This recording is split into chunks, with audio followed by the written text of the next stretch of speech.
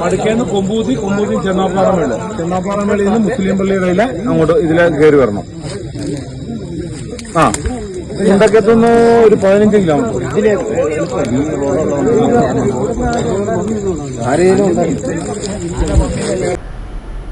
മുണ്ടക്കയം ചെന്നാപ്പാറയിൽ വീട്ടമ്മയെ ആന ചവിട്ടിക്കൊന്നു.